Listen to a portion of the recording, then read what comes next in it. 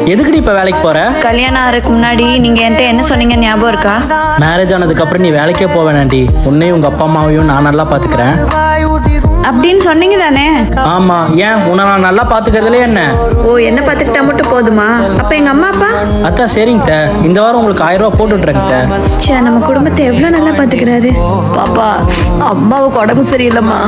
போன வாரமே உங்க வீட்டுக்காரர் 1000 ரூபா போட்டு விடுறேன்னு சொன்னாருமா. இன்னும் போட்டுலம்மா. சரிம்மா, நான் அவர்கிட்ட என்னன்னு கேட்டு போட்டு விட சொல்றேன். நீங்களே சொல்லுங்கம்மா, நானே எவ்வளவுதான் சம்பாதிச்சு உங்க குடும்பத்துக்கு கொட்டுறது. வாரம் காசு கேட்குறாங்கம்மா. அம்மா, நான் உங்களுக்கு 10,000 அனுப்பிச்சிருக்கேன், பத்திரமா வச்சுக்கோங்க. இவ கேட்டா நான் இல்லைன்னு சொல்லிடுறேன். நீங்க கொடுப்பீங்கன்ற நம்பிக்கைனால தானே இத்தனை நாள் எங்க அம்மா அப்பா இருந்துட்டாங்க. இனிமே அந்த நிலைமை அவங்களுக்கு வர வேணாம். அவங்களுக்கும் வயசாயிடுச்சு. என்ன, அவங்களுக்கு சம்பாரிச்சு போட ஒரு பையன்தான் இல்லை, ஆனா அவங்களுக்கு நான் இருப்பேன்.